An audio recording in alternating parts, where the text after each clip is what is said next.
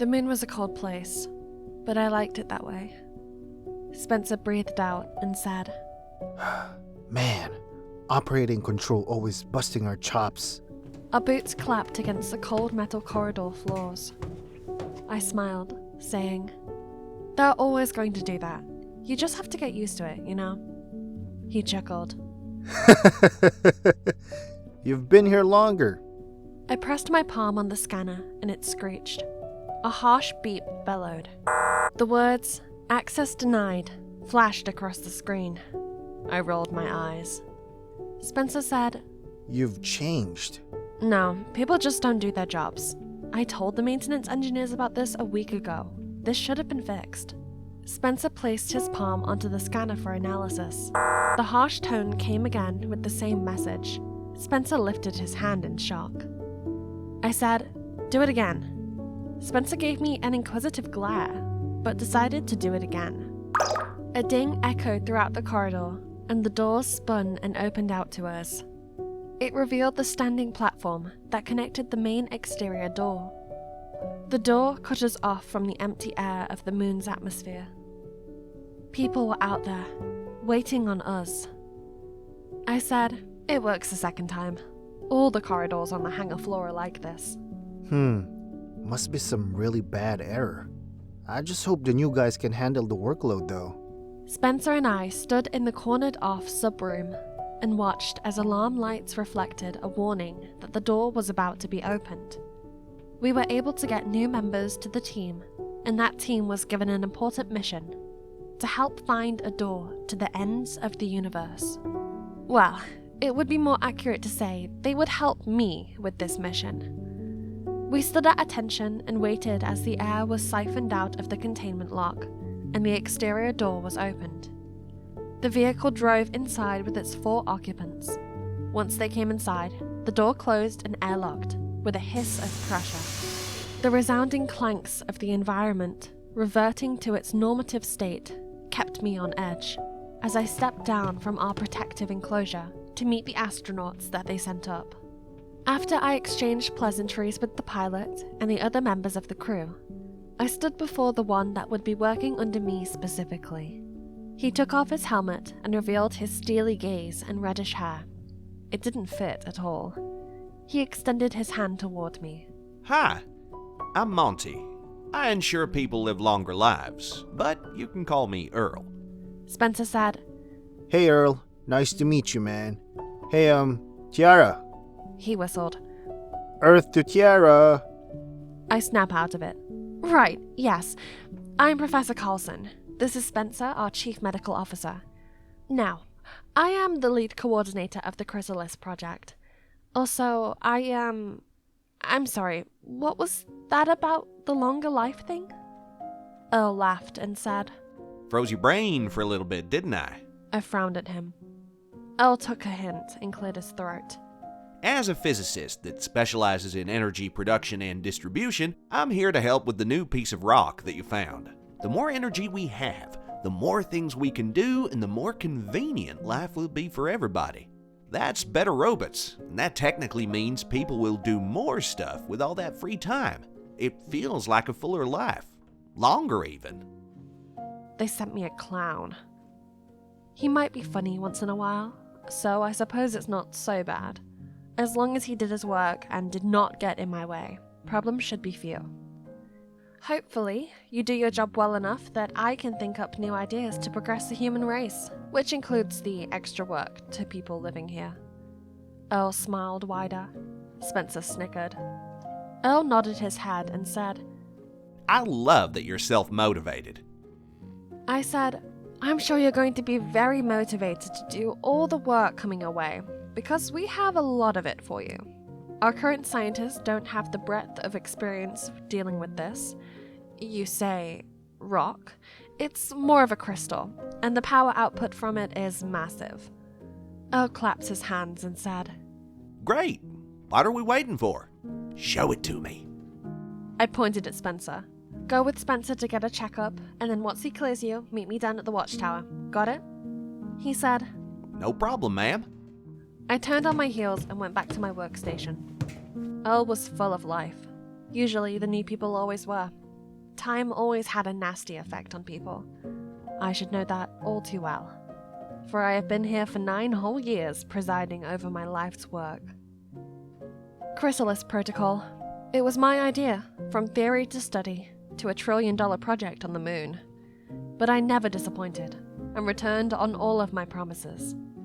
We've already sent astronauts to Uranus's moon, Miranda, even the fallen planet of Pluto, and some other dwarf planets, through the gates of the Chrysalis, as we called it. Right now, we were working on going further than just our solar planet, and had grabbed objects, pieces of asteroids, and samples of gases from millions of light years away. If I could just power up the device even more, I could go further than our own galaxy, and find a planet that could even sustain life outside of Earth.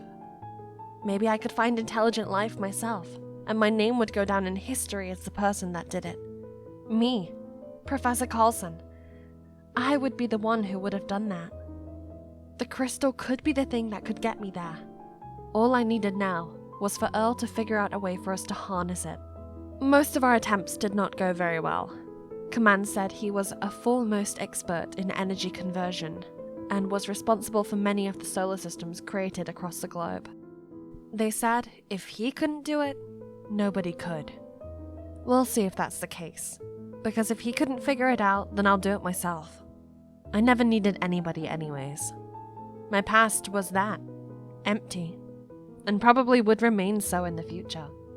After, I did a checkup with the landing team and went to the watchtower.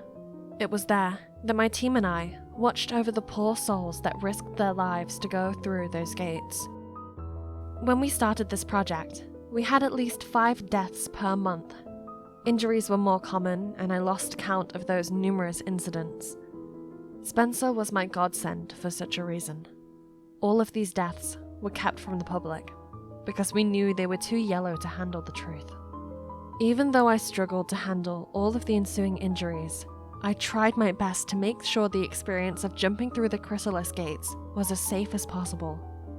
It took me a couple of years, but we limited and decreased the deaths sharply. I brought up the camera image of the moon's outside surface that showed my lovely creation. The Chrysalis rings spun in counterclockwise spirals as the blue light of electrical current arched from each charge.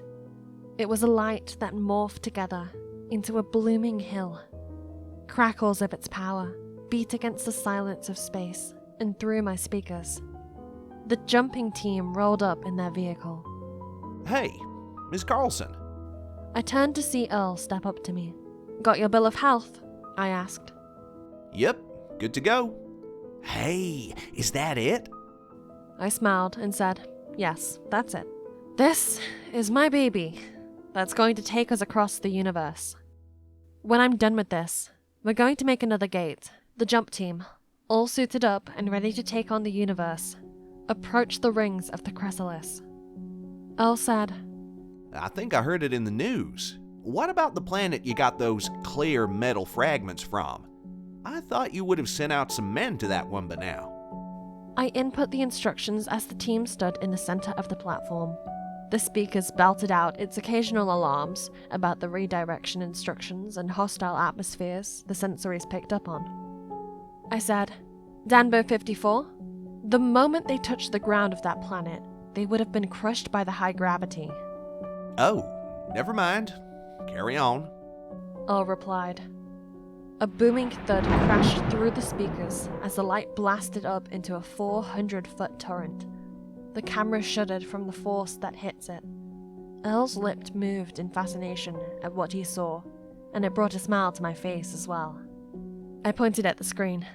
"This technology is great, but half the battle is finding a habitable planet, or a planet that won't kill us, because of its poisonous atmosphere or negative cosmic effects. Like, for example, this one that the team is going to right now. They can only stay there for 5 minutes. Any longer than that, and their suits are going to erode due to the heat.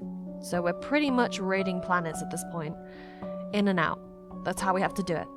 On harsher planets, we have to send the droids, and they don't even survive." Light swirled like a whirlpool on steroids, and the moon reflected the glow of that whirlpool. It gave off a luster. I continued. That wasn't going to happen though, because I already mapped it out perfectly for them. The spot they're going to be transported to. We did atmospheric measurements. They'll be fine. Their vitals and signals from their suits were the best we got to go off on. Unfortunately, alarms flashed silently across my dashboard panel.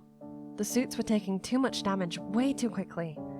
A screech buzzed as a rainbow of alarm boxes made my blood run cold. Earl said, "It's falling!" I said, "I know. Garfield, reroute the power from the backup capacitron."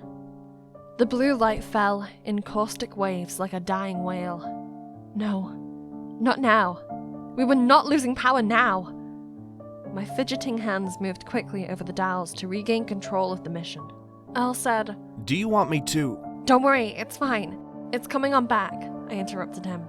The Chrysalis soared up into the air, and within seconds the team stumbled out of the gate's blue grasp.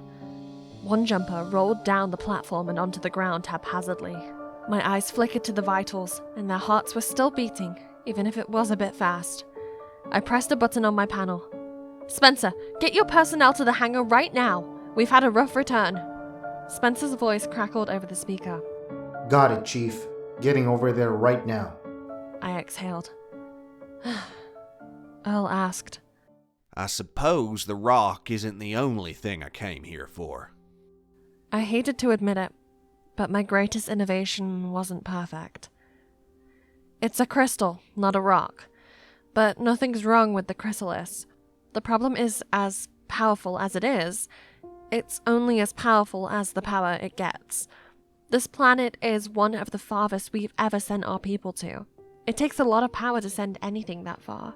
Anything close to the edge of the Milky Way galaxy, we run into power utilization problems. Earl said, "Hey, that's what I'm here for." We left for Lock Depot B10. That's where the mysterious object was found. The thing that mystified us the most. It was captured by a droid jump team.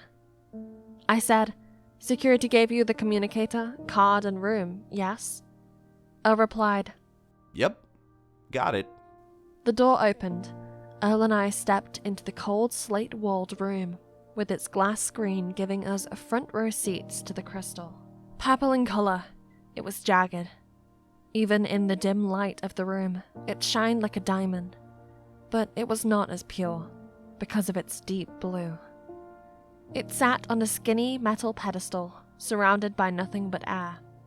But based on the readings it was giving off immense amounts of magnetism and radiation spewing forth from its core.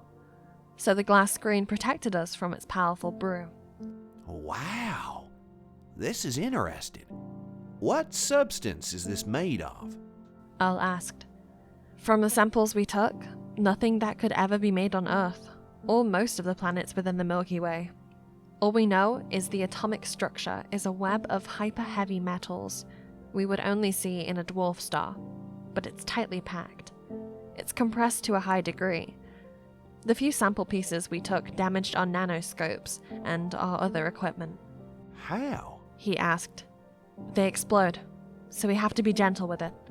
But if we're talking about the power contained within, there is an immense amount of energy inside of that crystal from our readings. Earl rubbed his hands and smirked. Let me check it. His eyes were like a child on Christmas. He couldn't wait to see what this crystal was packing. Maybe we're more alike than I thought. Earl suited up in a hazmat suit and went inside with a slew of equipment in his satchel. I remained in the adjacent room and watched him at work. Earl said through the speaker on his helmet, I can feel the pressure from here. I said, it's the magnetism.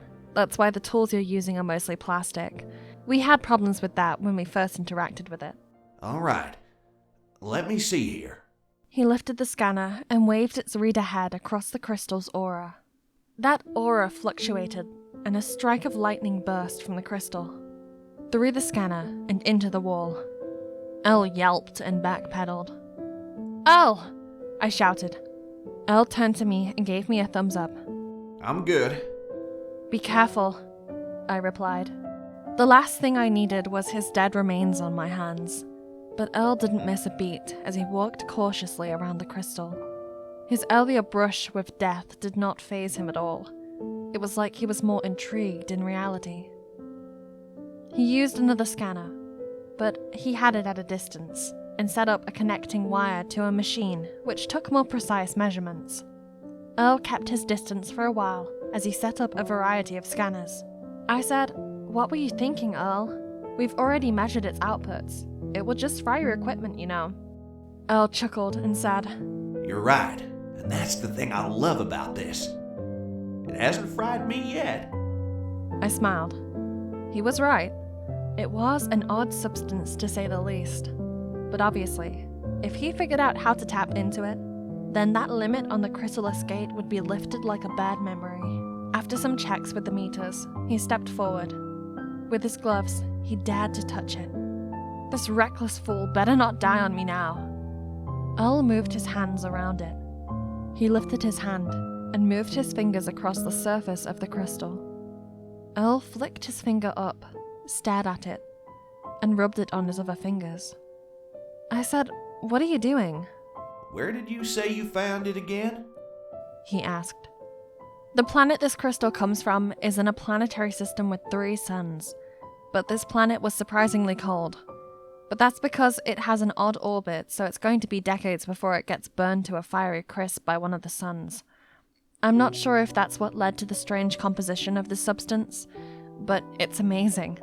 Our equipment picked up strange audio waves coming from a specific part of that planet. I could tell whatever was there was special. I directed the Chrysalis coordinates to that area, and we sent the droids to collect it. Elle said, 3 suns, huh? I suppose maybe I'm theorizing too much here. The magnetism this substance has could be absorbed. If that's the case, I don't think this thing is a physical object, more than it's a planetary object. Planetary object? Yeah, like a star. You're going to have to elaborate a little bit more there, Mr. Monty, because you're starting to confuse me. Elle stepped back and said, The closer I get to it, the tighter I feel. I'm not sure if it's a gravitational pull more than it's a particle attraction. Suns operate by different rules, so do pulsars, so do black holes. All of those things in our universe affect everything else and the matter around us. I think whatever this is, you can put it in the same group, but it's nothing like any of the stuff I just mentioned. It's new, different, dangerous. And here I thought it was just a strange substance. But if he was right, this could be an even greater discovery than the existence of aliens. But this discovery was pointless if we couldn't use it, exploit it, and maximize it. I said, "In a few seconds, you found out more than I did in a few months." He shrugged. It's just a hypothesis. Still need to figure out how it's doing this. To be able to pack that much energy inside of a 3-foot frame is frightening. My communicator beeped with Spencer's indicator, so I answered it. "Yes, Spencer?" I finished up here. Where are you? Spencer asked. "I'm in the lock depot. We're coming up now. Earl, can I leave you to it?" Earl nodded his head like an eager child. I loved that enthusiasm, but I needed to temper it. "Just don't blow up the place." I gotcha. Trust me a little. I replied. "I'll trust you when you get me my new power source." I met up with Spencer and saw to the jumper crew. They were fine, and were just a little roughed up, but nothing lost, nothing gained. Everything was reasonably fine on the station, and my maintenance checks on the support machines for the Chrysalis were going smoothly. If the rest of my day went just like that, I would have been happy. Bored, but happy. Unfortunately, my life had a more interesting path in store for me. After I finished my checkup, I pressed my palm into the scanner and waited. I got a harsh tone that shook me. "Access denied" was plastered over my fidgeting hand. That hand pulled into a clenched fist. "You have to be kidding me right now! Did it spread here too?" I retracted my hand and then put it back onto the scanner. My hope was that I was going to get access granted, just like I did this morning. But all I got was another loud screech. Access denied. Again. I stared for a few seconds and almost gasped. I pulled my hand back and grasped my forehead, as if to ease the striking burn in my head. Someone's gonna get fired off of this blasted moon. I took out my communicator and called anyone at the security department to get this door manually opened. To my horror, they couldn't open their way out of their department. All they told me was that they were locked out of the systems and nobody could access anything. This couldn't be happening right now. That was a security department. If they couldn't even access anything there, what could they do? And what about me? I looked behind me and around. My chest pounded. I was stuck there. My eyes flickered around as the cold walls closed in on me. I swallowed and shook my head as my ears phased out the chaos of voices from the communicator. "Calm down," I shouted in my mind. I closed my eyes and calmed down. After a breath, I swallowed and patted my chest. With some sanity regained, I tried to open the door again, but all I got was denied. I never thought one word would anger me so much. Even trying to access the emergency keypad or trying to break into the electrical box for the door was no good. This was my station. I was in charge. Why was this happening right now? I looked up and regarded the room I was in. Once I was able to separate myself from the unsettling moment, I realized I was not out of it yet. And though this was a frightening situation, I was in the heart of my precious project. These were all support systems that aided the beauty of the Chrysalis' protocol. There must be something I could use to get out of here. I looked up at the roof and its large pipes crossing the studded metal grills. Ventilation should be large enough to hold me, but that idea was crazy. Also, how the hell would I get up there? My communicator buzzed for my attention. I flipped it to my lips. "Have you gotten access to the dashboard or not?" A crackle echoed, before a strange wave of beeps exited my speaker. The sound was sickening. It irritated me as much as it slammed against my senses in disrepute. I couldn't move. Why couldn't I move? My lips quivered as black spots grew over my eyes. A roaring sound clicked my brain into overdrive. I willed my right hand to turn off my communicator. My legs wobbled as I tumbled backwards. The communicator clattered on the ground. What was that? I blinked, and the sound I would find out was from the machines. All of them were shining brightly from their current operations. A variety of loud screeches clamor over the indistinct beeps of the indicators. Increased numbers grow from their screens. The pressure of the room's atmosphere hits me again. My teeth clenched together in disdain. The support machines got turned on, and were currently assisting in the operations of the Chrysalis gate. These machines should not be on. The only way they would turn on is if someone was operating the Chrysalis, and that should not have been possible. Only I had the authorization to turn on those gates. This was crazy, but something happened. I wasn't sure what it was, but I needed to get to the watchtower. My breath hitched. Turning back, I tried the door scanner again, and naturally I got denied again. I hated that word. Forget it. I glanced around. There was only one way up to the top. I was going to have to build my own ladder. The highest machine was a turbine distribution disc column, but it was also the most dangerous with the intersectional blades spinning under the curved blocks, thanks to the Chrysalis being turned on. Beyond that was an extra 10 feet of distance that I needed to make up. I walked past some machines humming their restrained power, and under the vast myriad of wires, to grab an unused metal mesh, sitting there ready to be renovated into the floor of this place. The mesh contained holes that I could put my fingers through. Yeah, I could use this. Thank you to the maintenance departments for their tardiness. The back of the room had a mini lab, which was mostly used as storage with a lot of replacement parts for different sections of this beautiful network. I opened up the drawers and found various tools from screwdrivers, drills to fire torches. The pack found within was my best option to carry these. It was going to be annoying lugging them over my back, but it was worse to stay here. My choices were not good at this point. I lifted the mesh metal under my arm with a struggle and went to the turbine. Getting on top of the turbine with its huge mesh metal was not easy. It was hard for me to climb it in the first place, especially with all that vibrating from the slow spinning of the discs. So I decided to climb it individually and then put the metal mesh on top of it. I lifted the metal mesh as my arms arched. My legs wobbled as the mesh pushed me back. I steadied and moved it enough to hitch it onto the outside of the ventilation shaft. This was good enough, and after I shook my pained shoulders, I climbed up the mesh and grabbed onto the inlet leading into the ventilation. The screws were removed and I was on my way. Hot wind pounded my face and made my trek down the dark reaches of the ventilation all the more uncomfortable. The further down I went, the more I forgot about the reality of my situation. There was no light in the ventilation shafts leading out of there, so I was sliding around in pitch darkness. My eyes fluttered from the heat, and my fingers singed from the hot metal. Thankfully, my clothes protected me from much of the heat, but the crawl became a clammy experience. I wiped my hands along my neck to ease the pain of my fingers with the dwindling supply of my sweat. Not that it did much good. The maintenance team better hope I bite the dust before I reach them. I wasn't the only one that was losing myself in rage.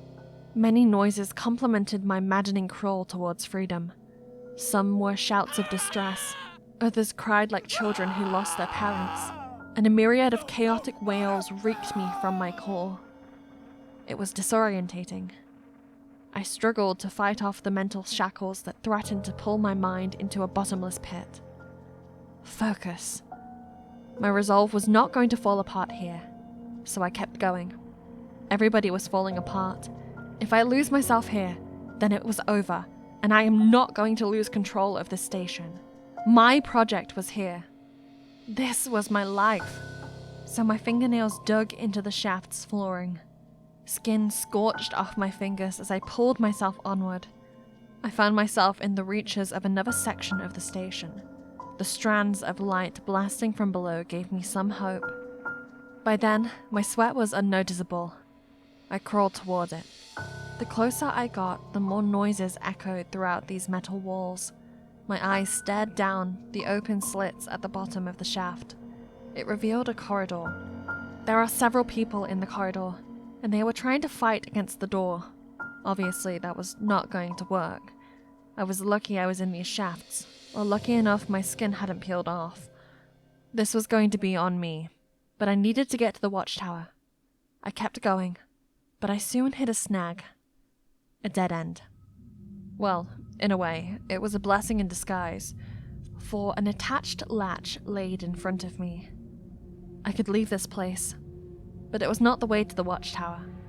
This was still within the floor level of the depot.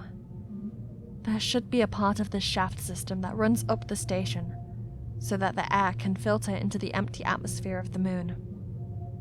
I was tempted to try and find the shaft that would lead me up there, but would I even find it in this darkness? When would I even find it? The Chrysalis was operating right now and time was not on my side. It annoyed me, but it was probably better I exit here, because this part of the complex had no connecting doors, and there were so many people here that could be of use to me. That, and I could use the elevator and stairway that connected to the depot and its many floors. If it worked, I could take a straight shot to the upper hangar ramp. That wasn't the watchtower, but it was close to it.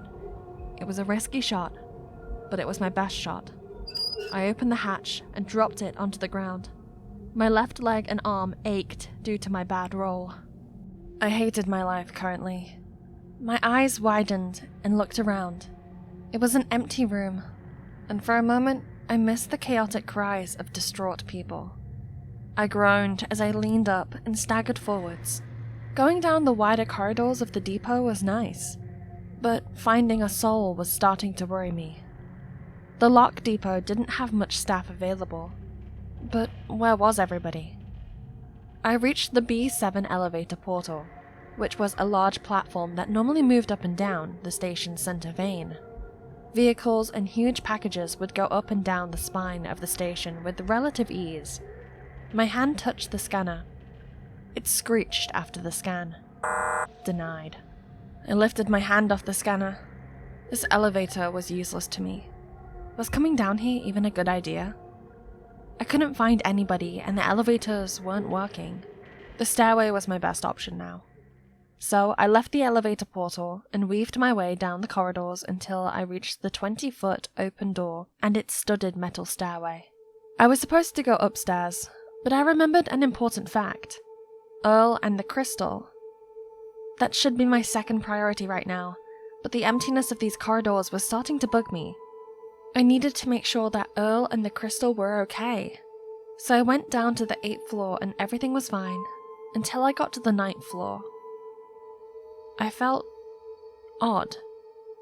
My legs shivered as I rounded the stairway rails to get to the steps that led down to the 10th floor. I swallowed the bile that rised up my throat and never stopped. My shoes touched the floor, and a charge swept through me. It was exhilarating, yet unnerving. This was coming from that crystal. But that was not possible. There was a reason why we put it in that room. The electrical charges and waves shouldn't be able to escape that room. But they were, and the lights were fluctuating in and out due to the effects. This was not good. I was standing in a dead field and I wasn't sure how bad the radioactivity was. It didn't matter, for something implored me to continue walking. My breathing quickened as I went down the corridor. The fluctuating lights dazzled me. I didn't like this. When I reached the door leading to the room the crystal was settled in, it was wide open and an inviting shadow crawled on the floor. I opened my lips, but I couldn't find my voice. My instincts told me to keep my mouth shut. Something was wrong here. I stepped up to the door and was about to reach my hand inside when a clank echoed throughout those hollow halls. My head turned, and I stared down the corridor. There was nothing more than brief flashes of light and darkness. A light flashed on and showed a jumper droid standing there, titanium built and standing at 6'4". The once serene blue sea that would be the eyes for the first time in 9 years didn't seem so comforting. They were cold and deadly. I froze. The light dimmed and fizzled out. My quivering feet finally found the strength to step back. That same light flickered back on. That droid was not there anymore. I increased my speed as I stepped back from the door. The door groaned when it moved. Lights flickered as my eyes shifted to the door that revealed nothing behind it. I held my breath, but the droid took it when it reached its hand out and grasped my throat. The back of my head hits the wall. My throat squeezed as those metal fingers enclosed further. Those blue eyes burned like frostburn. Black spots splattered around the edges of my eyes. I gasped and soon exhaled. Nothing.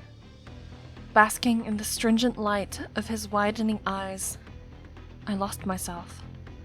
The pain of my throat left the confines of the cracked bones. It gripped me senseless.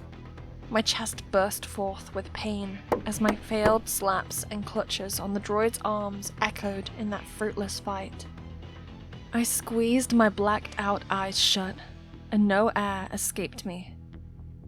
A thunderous thud gave my flickering eyes solace, and a gentle reminder of hope. The droid's head tilted back from the force of an object bashing into the side of it. Those blue eyes spun to the side, only to get that object swiftly crashed into its face. The droid's hand loosened, and air came in as quickly as the pain. I slid down the wall and hit the floor. Bile filled my throat. I coughed as I tumbled over. The rustic noise of that object hitting the droid rallied my confidence. I saw the boots of a person stepping over my legs in their advance against the droid. Who was this? I looked up, and my eyes squinted from the glare of an overpowering light. But I saw him. Earl. He fought back the droid with a fire extinguisher and smacked that piece of metal. The droid tried to throw its arm in defense, only to get its electric flayed head sent into the depths of the darkness. I shuddered from the clank of my head hitting the floor. The headless droid clasped Earl's arms, but Earl jumped back and pump-kicked that headless heap out of his presence. Earl dropped the fire extinguisher as the droid's body hit the floor. Both were motionless for a moment. Earl moved when his chest and his eyes deflated from their heightened state of alarm. "Monty!" He exhaled and nodded his head at me. Earl said, "Glad to see that you're alive as well." I coughed as I got up and laid my hand on his shoulder. "Thank you." "What the hell happened?" He said. I was hoping you had the answer to that question. "I don't know what's going on right now. All I know is I can't access the security. My backup passwords don't work, and someone turned on the Chrysalis without my permission. I can't believe this. The way I see it, I think we've been compromised. There's no other explanation for this. Somebody must have taken over the base." Robots too? He asked. I glanced at the headless droid that was fidgeting and gesturing aimlessly on the floor. That head brokered no complaints as it laid there with the dull blackened eyes and severed cables, now that it was aptly removed from its power source. I shook my head and said, "That's not possible. That's not supposed to be possible, because they're supposed to be on a different system. I don't know what's going on. We'll figure it out once we get to the watchtower. Look, the crystal. Why did you let the radiation escape the containment room?" He said, I didn't. They took it. These robots took it, and that's not the only thing they're trying to take. If they can't catch you, they kill you. I gripped my head in shock and dismay. This couldn't be happening right now. I must be having a nightmare. Earl grabbed my wrists and said, What the hell happened to you? My face flexed back in surprise as he showed the blisters and burn marks on my forearms and palms. I scoffed, a long travel through the ventilation shafts. I pulled my arms out of his grasp and spoke. "I'm fine. We need to get to the watchtower. I need to know what's going on, and I need to find out now. Can you help me get out of the depot?" Earl stared with a frown, but finally exhaled in exasperation. You never had to ask. What do you suggest? You know this place better than me. As much as I wanted to find out why those droids took the blasted crystal, I had a dark feeling that it was connected to what was going on here, and it was also connected to where the Chrysalis was on. The most important thing was turning off that gate. As wonderful as an invention it was, there was a lot of security around the Chrysalis. It opened the door to other parts of the universe with almost no restrictions. It was great, because we could walk through to any part of the universe, but so could anyone else in control of it. That unknown anyone else was my problem.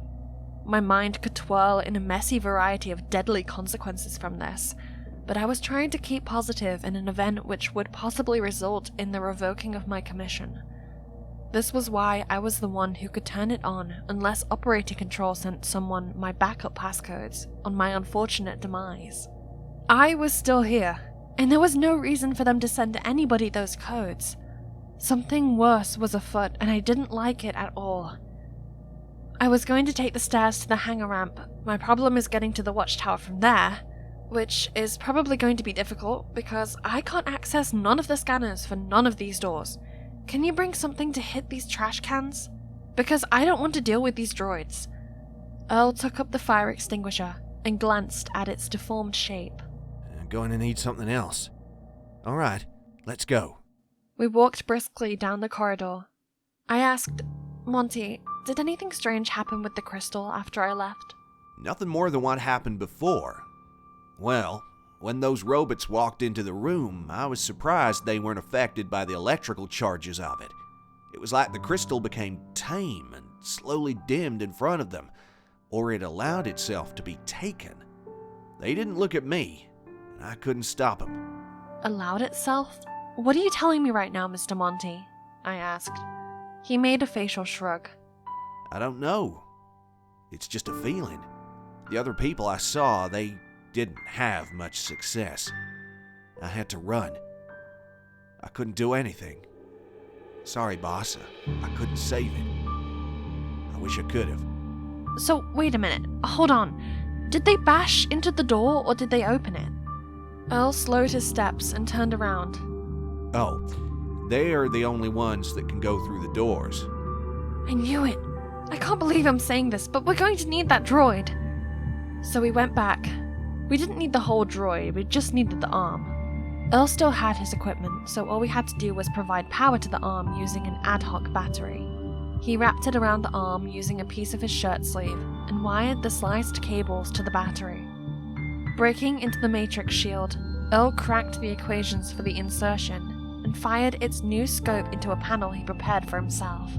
All he had to do was turn on its light streams and any scanner should react positively. Unless the coding in the scanner was changed to take into consideration the specific droid, this arm should get us throughout the whole facility. Earl led the way as I followed him to the elevator, where he lifted the arm's palm to the scanner. The light glowed from inside of the metallic structure, and streams of light beamed down at the scanner.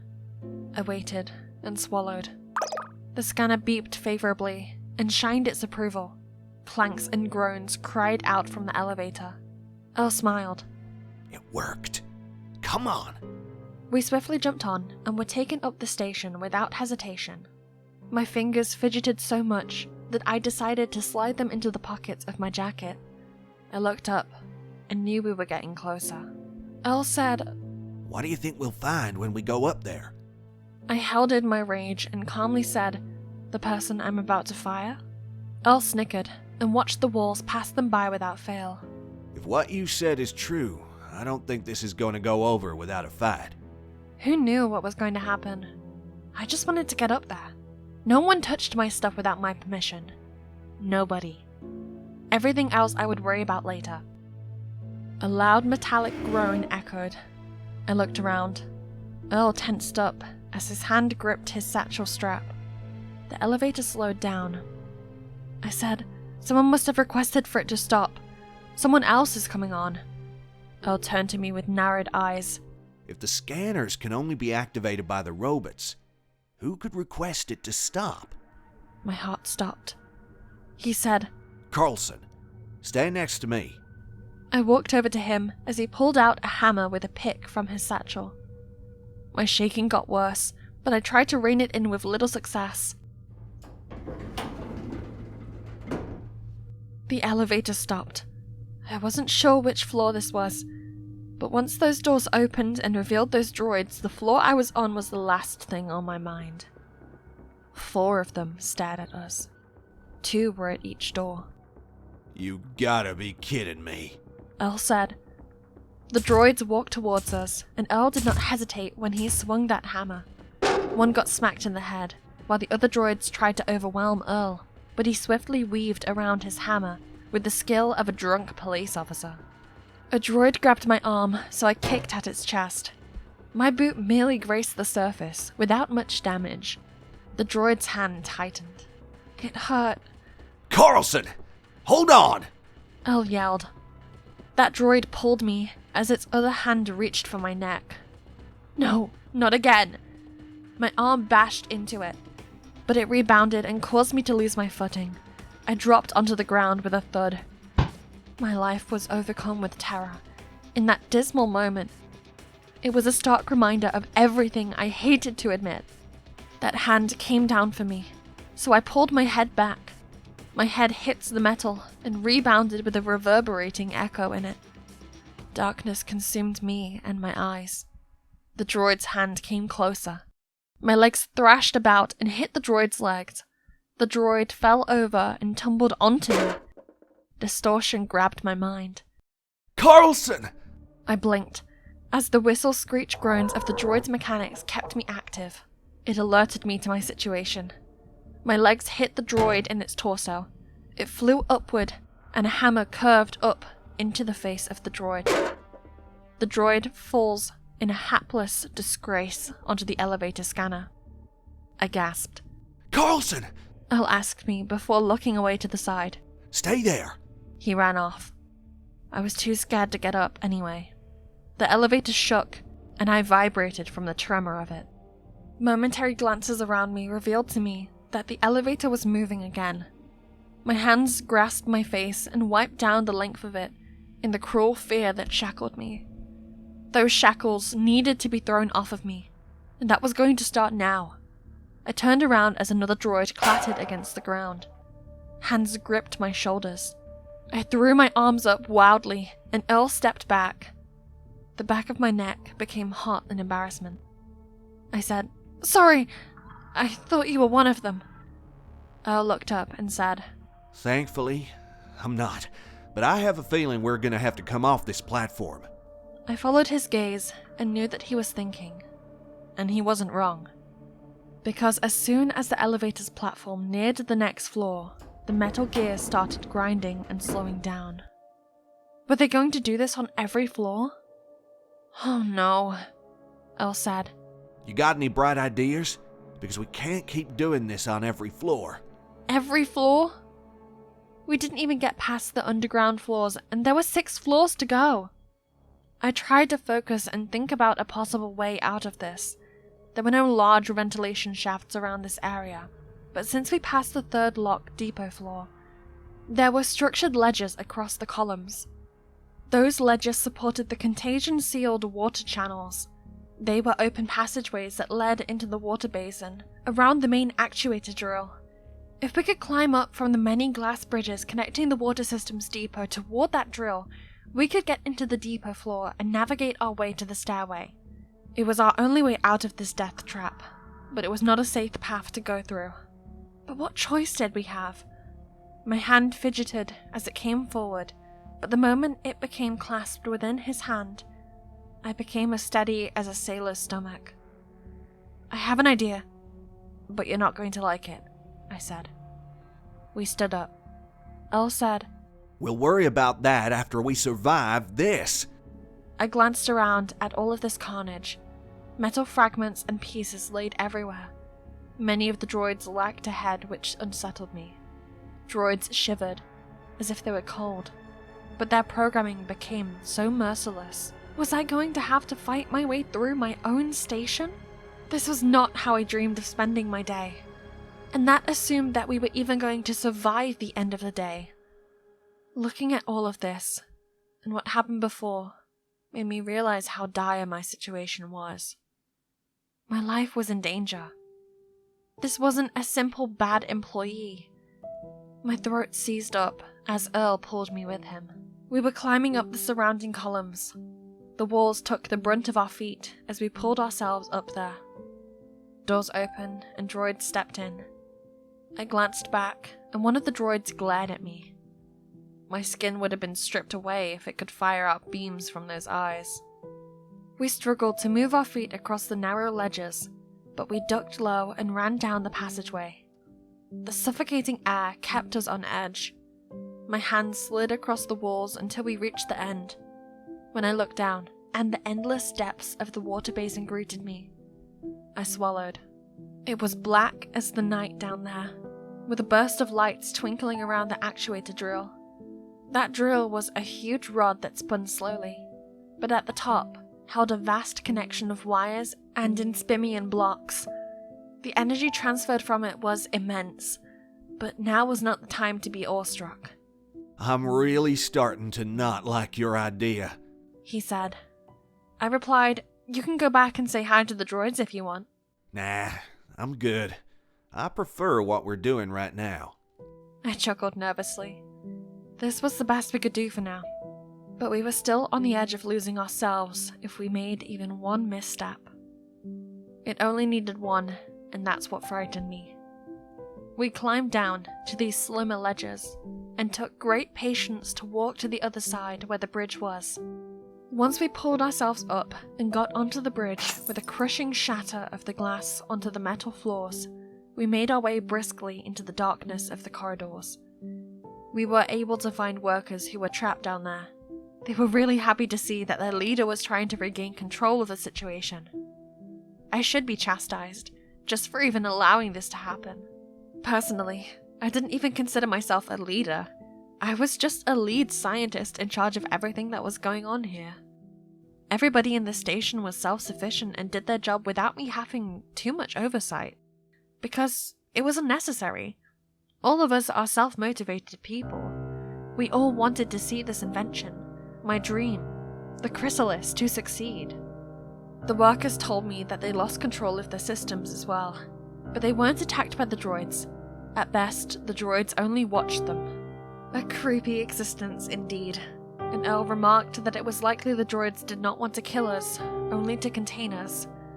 So that's probably why he attacked Earl and I moving around the facility. And they didn't want that. A lot of water was being rerouted to a specific part of this place. It was the food and garden circulation plant. I asked if there were any cameras that they could see. There wasn't, but the security room was on the other side of this department. Our only problem was getting there. For now, those workers decided to stay where they were, considering the danger that was outside of their walls. I promised them that I would deal with the situation as quickly as possible and send for them. Earl opened the corridor door, using the droid's arm he stole, and we were on our way. We got to the corridors of the security department, and my skin crawled when the blood stain caught my eye. Earl paused and stared at the long line of it that crossed the corridor's length. I said, "What is that?"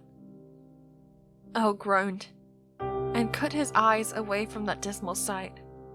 He said nothing, and I didn't think the answer would help me.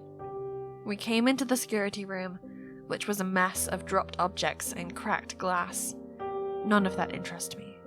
The screens above the security dashboard did, and they showed a baffling sight. Workers huddled together in rooms and corridors. Droids walked down the corridors with a purpose. Unconscious people were being pulled or carried by droids. A few people ran through the corridors with droids slowly following them. It was madness, but once the shock wore off, I narrowed my eyes at the camera screens that were out. The cameras of the food and garden section, plus the watchtower, were nothing but white noise. Earl said, "Carlson, you see something?" I swallowed and shook the terror off of my hands. "We need to get to the watchtower now." Earl took out taser batons and gave one to me. Not that I would ever use it, but I might have to. The idea scared me. I swallowed what was left of my piece and moved forward. Our quick ascent up the stairway took us to the hangar ramp as hoped. Earl walked in front of me and I followed close behind. A part of me worried about what I would discover once I reached the watchtower.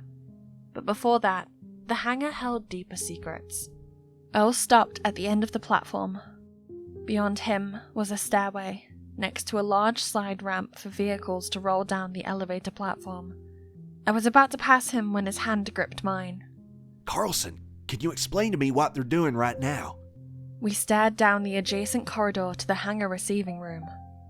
There were a lot of droids down there, all working together to build up unrecognizable machines on the ground floor, next to the door that led outside of the station. Now, this was concerning. I wasn't sure who gave them those instructions, but since that door was the main exit and entrance out of this forsaken place, it worried me how we were going to get past these droids. The only other way out of the facility wasn't exactly the most comfortable. I said, "If I was to estimate, I would say half the droids were down there. Their goal? I'm afraid to say it. Maybe a welcome party?" "For who?" Earl asked with a scowl. I didn't want to answer that question. More than that, I didn't even want to think about it. They couldn't see us from up here, and that was a sign that we shouldn't go down there. I needed to get to the watchtower, so we kept moving up. As much as my heart pounded with each step I took, there was a sense of relief that came with us getting closer to the watchtower. Earl and I were now walking in the corridors surrounding the watchtower. There was something different about this place. Was it because I couldn't find anybody? Or was it because no droids were nearby? Earl glanced around with more scrutiny, but I didn't feel any safer. Something was wrong. I blocked it out. I didn't care. An unsettling rage came with the knowing I neared my goal. I was almost there. Just a little bit more. We walked through the corridors rather easily, until we got to the last door. It opened, and revealed the empty control room that oversaw the Chrysalis. So much relief washed over me as I rushed forward. From the blinking lights and the carnival of sounds, the Chrysalis was operational. My hands reached over the dashboard and froze colder than my blood. By the gods, what is that? Earl's voice crept into my subconscious. I became stone and stared up in surprise at the monstrosity. This couldn't be happening right now. I must have been dreaming. Things, living things, moved down from the platform and walked onto the brittle rock surface of the moon. These things came out of the light storm of the Chrysalis in droves. Based on my rapid count and eyelid flutter, there were probably under 100 of them in the area of the Chrysalis gates. My lungs squeezed into a swiveled up piece of skin as I shuddered in horror. We stood there, confounded by the sight.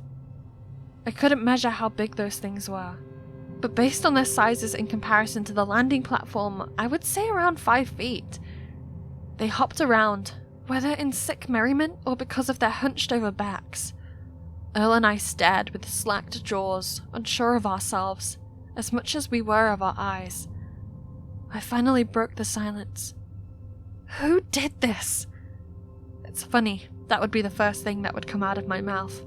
I didn't ask about the species of these alien or which planet they came from, or what goal they had in mind to come here en masse. None of that mattered except who brought them here. This didn't just magically happen. Somebody took over the droids. Somebody opened up the gates of hell to these things and allowed them on the moon, and even knew exactly where they were to even pinpoint their entrance into our lives. Earl said, Who? So wait, you didn't do this? Or maybe the someone was a something. I needed more information, and I needed it quickly. My fingers worked swiftly on the dashboard below, but nothing responded to me. I waved my open palm over the scanner and got a loud denial. My hand ripped open the under compartment to reveal the alternative dashboard. I flipped the switch and turned it on, but it gave me a flash of colors instead of the prompt that I needed. My access to it was also denied when I used its scanner. What was this? Some type of computer virus that took over the whole place? It irritated me so much I decided to try the keypad. I would just put in the emergency passcode and command override everything. The sound of the door opening made my heart chill like an iceberg. I asked, Earl? A clamoring thud made me pull my head out from under the dashboard. Earl swung the baton and sent a droid flying from the entrance. That droid bashed into an army of droids. The whole corridor was filled with them. My lips quivered in terror. Earl stabbed the baton into the metal arm connected to the scanner on the outside. The internal energy weaved throughout the wall. Sparks flew as the baton shot out.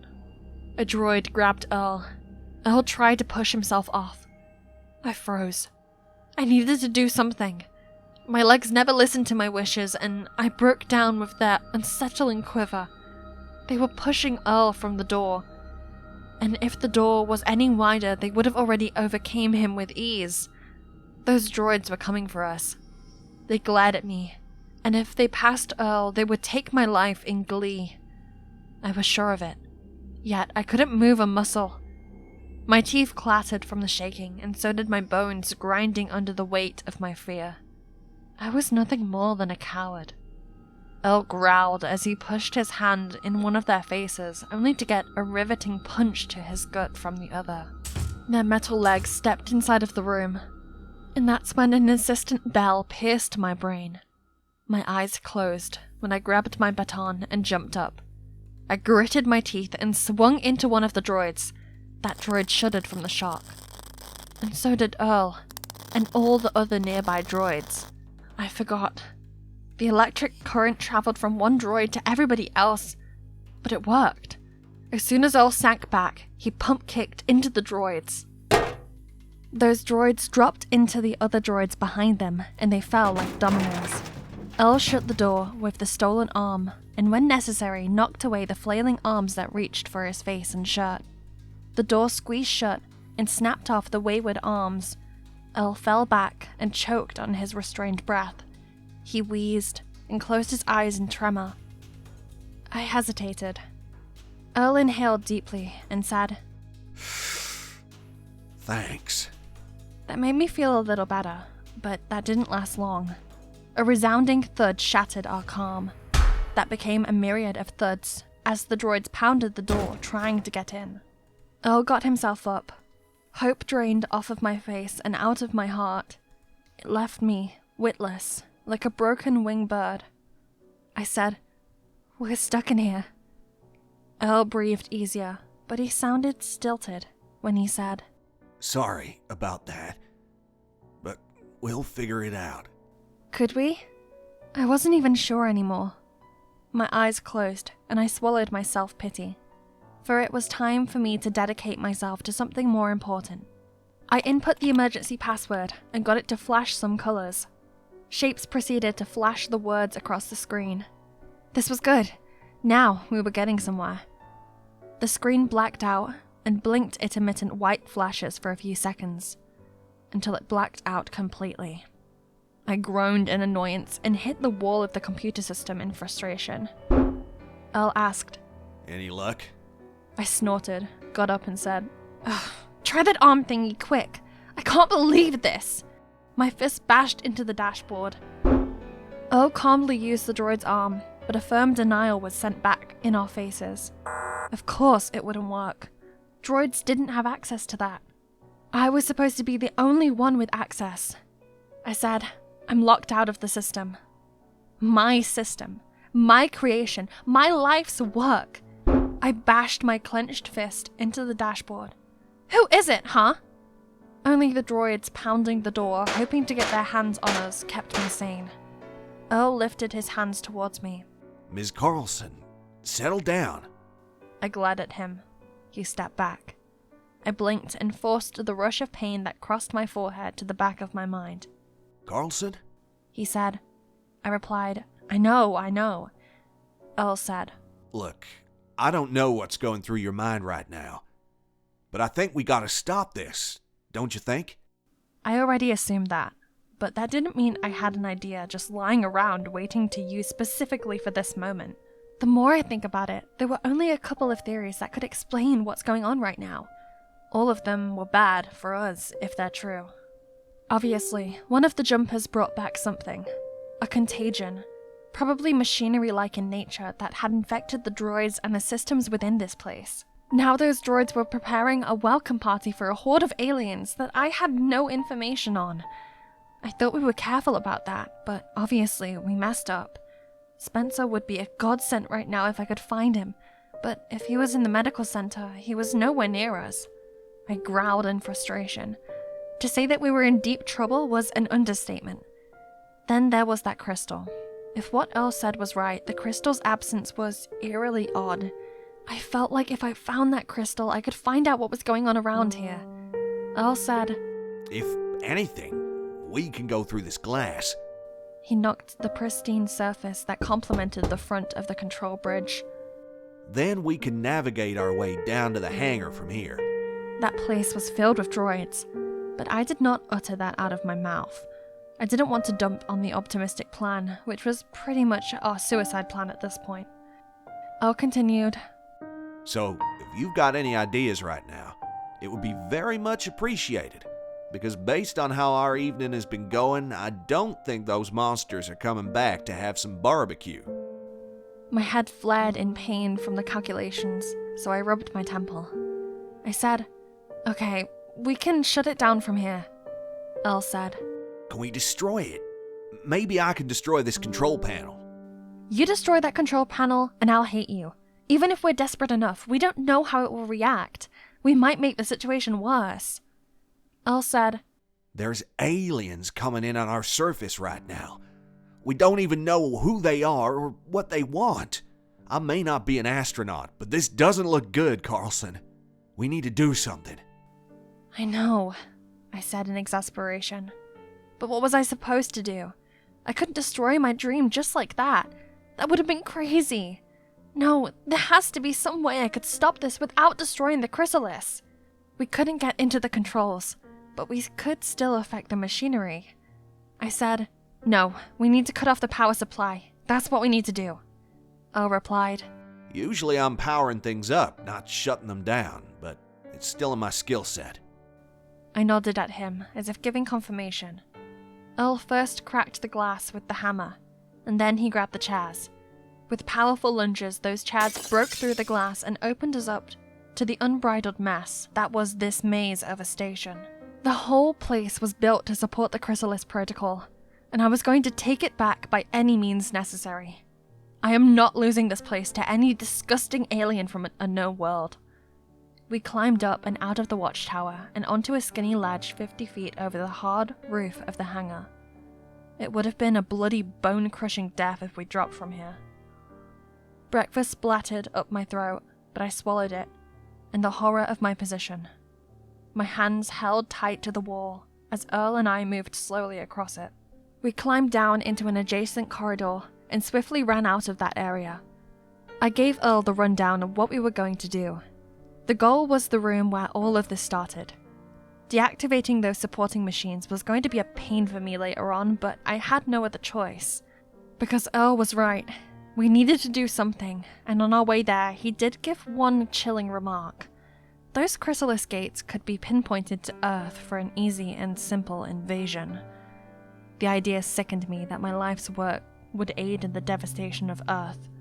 It was the complete opposite of what I had always wanted. I had to cut the power off. We reached the area, but from a distance. Loud clanks swept over the messy cries of people. A lot of them. Earl turned to me and said, "What kind of stadium atmosphere is happening over there?" I said, "Sounds like a blood match to me." We were half right. We walked out of a corridor of shattered and bent metal parts to see a circus. Our workers were fighting off a stream of droids coming out of an opposing corridor. I wasn't sure if I should be happy or horrified, but their distraction was our benefit. It gave us a straight shot to the place we needed to get to, and on the way there, I found other workers who were happy to see me and asking me what I was going to do. Even though I told those people in the water management department to stay put, they didn't for long. The droids came for them, and everybody else they initially left alone. I wasn't sure if that was because I tampered with the watchtower, or what was going on in the gardens. From what I heard, Spencer and some other workers went down there to stop this huge machine that the droids built. All they could tell me was that the whole place was cast in a purple glow, and an incredible pressure radiated from it. Earl said what was on my mind. "That has to be the crystal." As crazy as that was, I had to decide on the more important thing being shutting down the gate. Once that was done, I could focus on dismantling those droids. So we made our way there. The door was opened, and I stepped inside and immediately got a surge of wind in my face. All of the machines were working perfectly. They weren't going to work once we were done with them. Even as I tried to access the controls of the machines, a sense of guilt rippled through me. This was going to damage the energy channels to the Chrysalis, but it was a small price to pay. A blood-curdling scream ran my heart colder than a river running through the North Pole, and it didn't sound far either. Earl was already looking at the open door. He gestured to me and said, "Continue what you're doing. I'm going to lock the door." Was that going to really help? I swallowed and wiped my brow of the sweat. My problem was physically stopping these machines. It was still hard for me to get myself to destroy millions of dollars worth of equipment. My mind could imagine it, but my hands couldn't do it. I said, "Monty, can you do something for me?" Earl closed the door and stared at me with a raised eyebrow. "I can remove the access cells on the vibronic sealer. Everything else, we're going to have to destroy these things. I don't even know how this is going to affect everything, but at least the Chrysalis will stop. The Chrysalis won't run without the majority of this stuff." Earl made a momentary glance around the room with narrowed eyes and took out a hammer. He said, "Let's start with the loudest. Find cover." Earl threw the hammer into the turbine, and a crushing series of clanks reverberated throughout the room. Sparks fly as the mangled metal screeched, due to the turbine shunted off of its axis from the foreign instrument. Metal shards flew out enough for Earl and I to shield our faces from its wild barrage.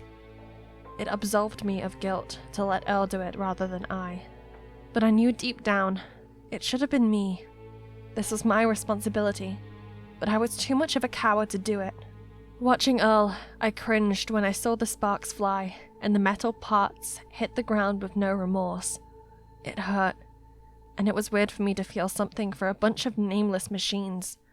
Or was I so entrenched in my hope to rescue Chrysalis that I couldn't see further than my dream? A loud thud from outside forced me to glance at the door. Don't worry. I locked us inside. I gasped and replied, "Does it look like I like claustrophobia?" Earl smiled, and before I could speak, a burning red flame plunged through the door.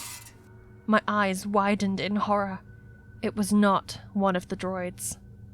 Earl grabbed my shoulder and said, Carlson, we gotta go. I replied in a whispered hiss. Go? Go where? We're stuck in here. He pointed up at the opening in the ventilation I created.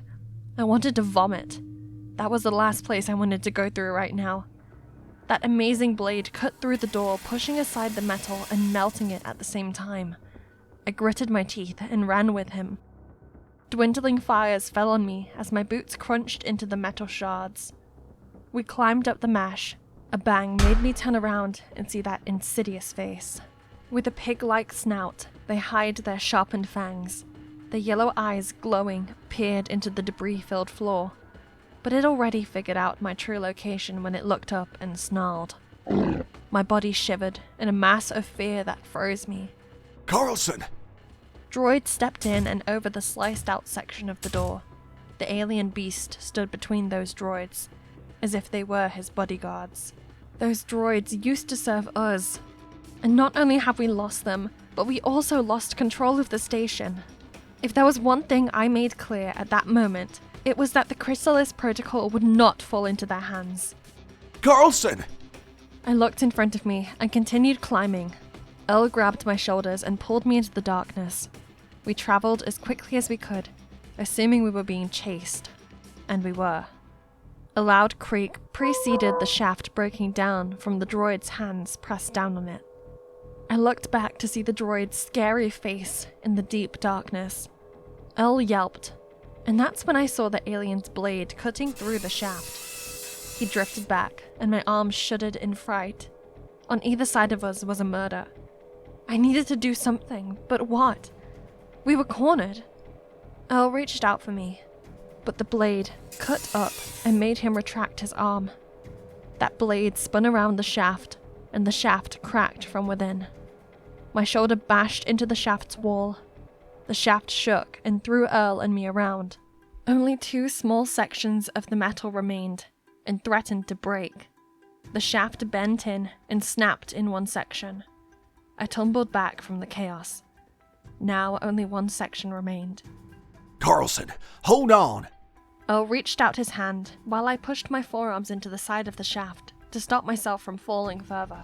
The droid grabbed my shirt and pulled me down as the screech of the shaft's destruction cried louder. It was breaking apart, and I couldn't reach Earl's hand. I gritted my teeth and spun my arm back to smack the droid's arm. A mere thud was all I got out of it as the droid climbed towards me. The shaft groaned its complaint, but I needed to do something. A blade burst through the shaft and almost through my ankle. My heart threatened to come out of my chest. The shaft kept tearing as the blade slid out of the metal with a spine-chilling screech. Carlson, jump! He said. Jump where? I could barely get out of the grasp of this droid. The blade went up, and I pulled my chin back from the sharp point. My back hits the wall of the shaft, and it groans as it went vertical. I crashed into the droid screaming, and the droid's cold arms wrapped around me. My legs dropped into the droid's chest, and tried to leverage it. Earl spun out an electrical wire from his satchel around his waist and tried to reach down to me. The droid grabbed my legs, so I kicked it. A clattering bang followed the droid's uneventful fall into the burning turbine. The blade blasted through the shaft and sliced into the upside of my elbow. Ah, damn it! I winced and pushed into a side of the shaft to make my body a smaller target. The blade pulled out of the shaft, and the shaft creaked loudly as the last piece thinned. Heat crept up my back and neck, so sweat made my grasp on the shaft's walls more difficult. Grab on, Carlson! Earl stretched his hand down. I stretched out my arm, only for the blade to cut up, but my arm whirled back. Grabbing my baton, I curled it and hit the blade. The alien's unsettling growl shook the walls. My hand vibrated and my shoulder quaked from the radiating energy. The baton exploded and fired off into the wall of the shaft. It shattered. I slid down the shaft, but Earl grabbed my wrist. My boot swung over the fire as the shaft crashed into the turbine. Earl pulled me up, and I grabbed his other arm. I dangled for several seconds as Earl pulled me up and over the shaft's edge. My restrained breath coughed out as more smoke filled the room. Earl gasped and wheezed. I said, "I can't do any more." Earl replied, "Forget that. We can do it. We just need to get ourselves together. All right?" I groaned and rubbed my bleeding cut along my elbow. My confidence was failing, and I wasn't sure if I could keep this up much longer. After some seconds of despair, clarity washed over my eyes and senses. I was close. The Chrysalis was now off, so the only thing we needed to do was get out of there. I said, "Yeah, fine, I'll do it. Just give me a minute. I'm just a little tired." Earl laughed and said, "I feel you on that one. At least I'm getting the best workout in years." I replied in a raspy gasp. "What do you say? You're getting all that new energy?" Earl chuckled so hard he choked. It was good to have this moment of banter, because if things kept going downhill, we probably weren't going to have any more of these moments. There was no way to be sure where we were going, but as we navigated the shadows, the creaks of metal under our feet and the shallowness of our breaths were the only thing that reminded us we were alive. No heat suffocated this space now that the support machines were down. The darkness was an easy trickster, but we soon came into the light. Beams of light blast from the slits in the bottom and reflect across his face with a gentle mesmerism that pulled me toward him. Earl said in a gasp, "Carlson, you still with me?" I inhaled and tried to steady my racing heart. "What do you see?" I said. He said, "I think we found the crystal. I don't know what this is because this don't look right to me, Carlson. It doesn't look right to me at all." He was right. When I stared down, I saw the crystal, but it was on top of a tall tower of crushed metal and rock that melded together in this strange concoction that rocked my constitution. On that tower were my workers, but they didn't look alive.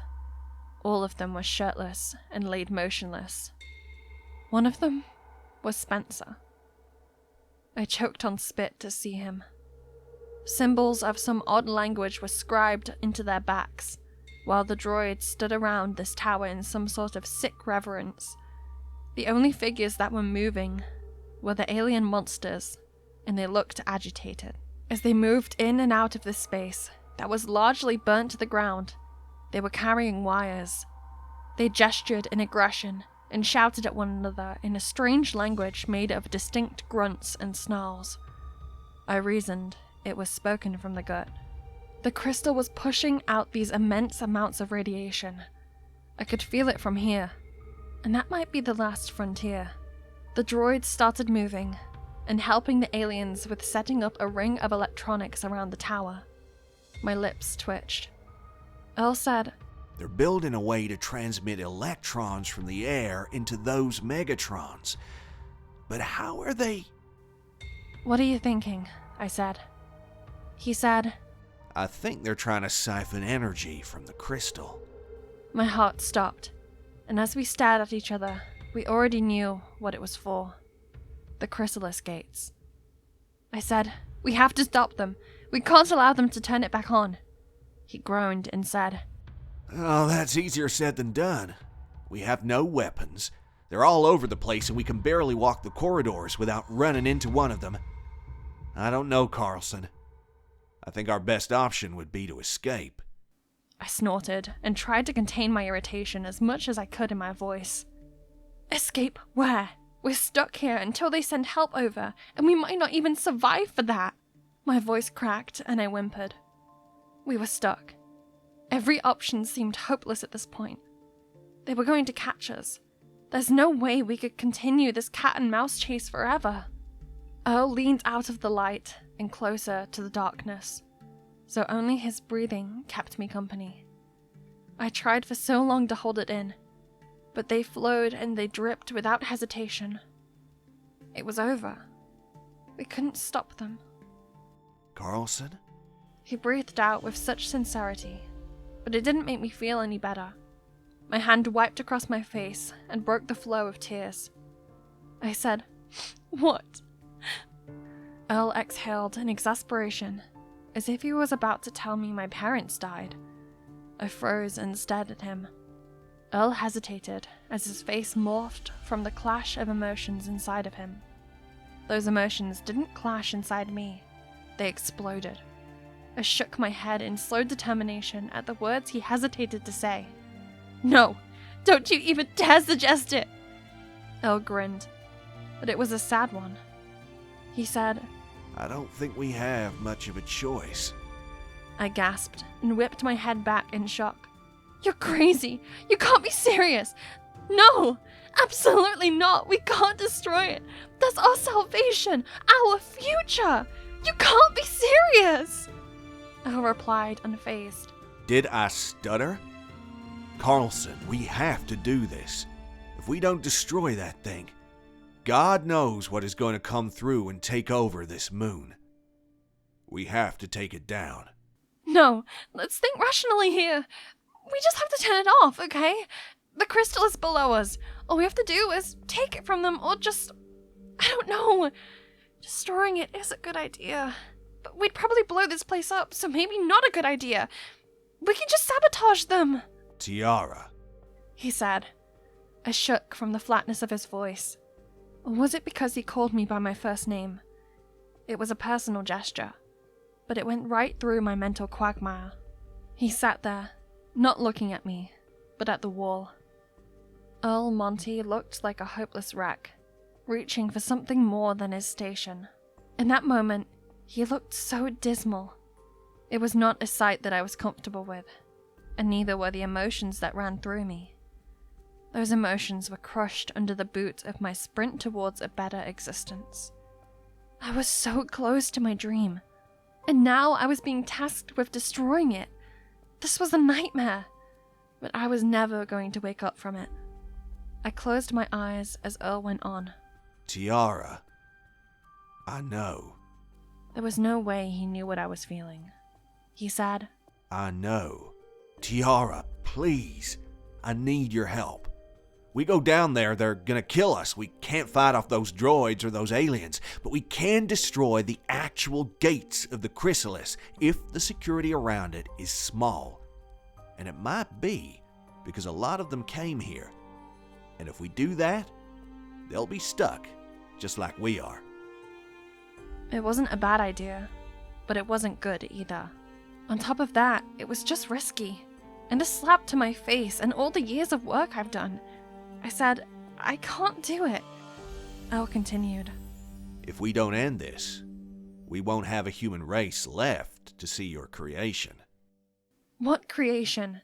I was about to end that existence. There was nothing to celebrate. Even if I rebuild it back, it would take more years of my life. And that was after 9 blasted years of my life already. I exhaled and balled my fist. HT62GA1 KGD capital J 4 ASMG capital P : Is that it? Earl asked. When I opened my eyes and stared up at his dazzled gaze, I swallowed my fear and said, I can't do it. You're going to have to do it. Especially if I don't... Hey, don't start getting depressed on me. We're gonna get out of here. All right? He said. I couldn't answer that. Everything was a mess. A part of me didn't want to hope. Not anymore anyways. Even then, the passcode might not even work, which put us under more pressure. I said, we're going to need many ways to do this. Can you build explosives? Earl nodded his head and said, We're going to need supplies, but yeah, I have a vague idea of how to do it. That was the only assurance I needed. We used the ventilation shafts to go down to the depot level. Earl and I gathered suits and as many supplies as we could, and we needed to do it in short but numerous sprints. Moving through the station now was a pain in the neck, but we needed to keep moving. One good thing was that the aliens and their little pet droids were so focused on the crystal and putting down the rebellion of my staff, it left huge chunks of the station free for raiding. But we kept our discretion, for there was no way that we could get caught or be seen. From there, our next option was the other exits out of the station. There was another hangar that was at the rear of the station, but using that hangar was suicide, even though there was less security. Earl was going to have to hate me some more, but our best option was going down the water basin and coming out at the fabricated river at the back of the station. If we took a vehicle, we could have gotten to the gate platform in under half an hour if we walked there. It was going to take 2 hours, 3 if we were struggling to. That was the risk and struggle we were going to take. It was better than staying here and dying anyway. We came out of the murky sludge wearing our suits and pounds of gear. The suits took most of the weight, but it was going to be a huge grind for sure. Earl spoke through his speaker after an annoyed groan. Girl, you giving me way too much work.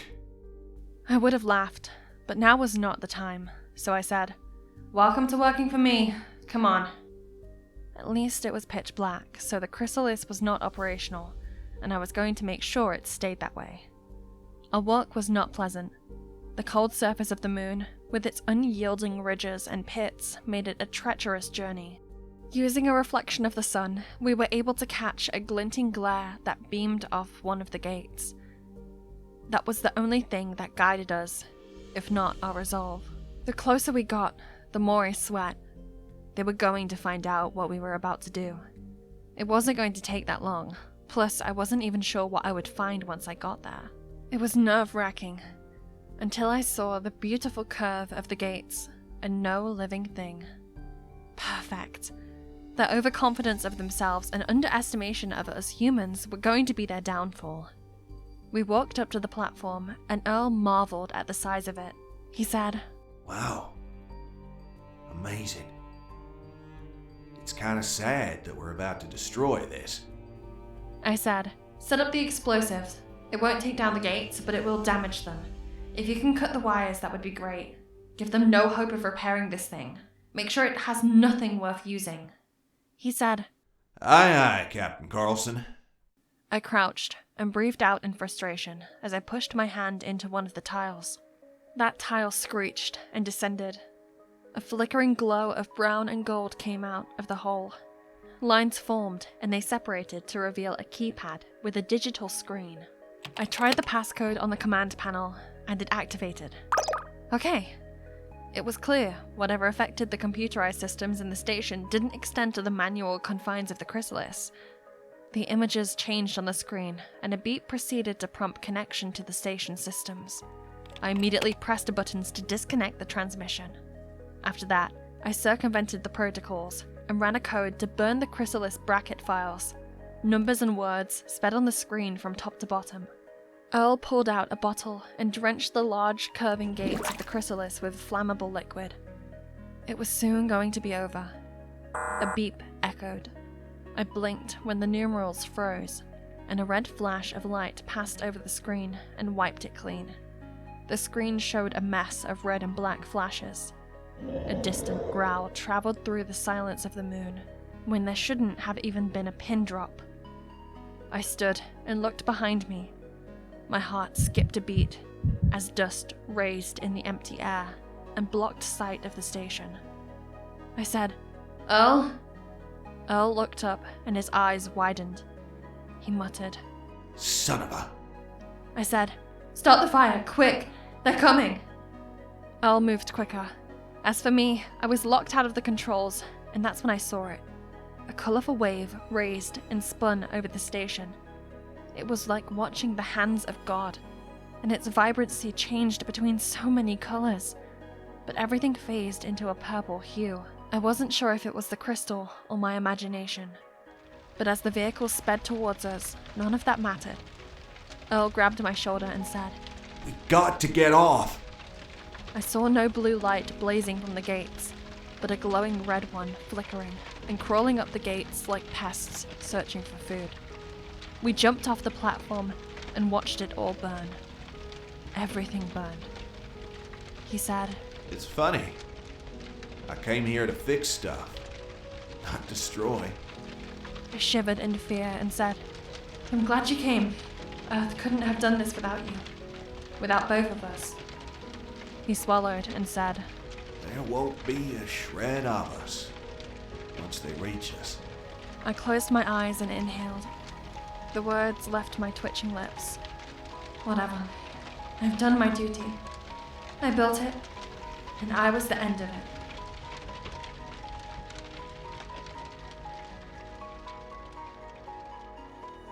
Hey sci-fi horror fans, it's Kira Rhodes.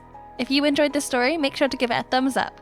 Also, if you'd like to become an official member of our channel, you can do so by clicking on the join button. Membership starts at $5 only, and remember, stay cosmic.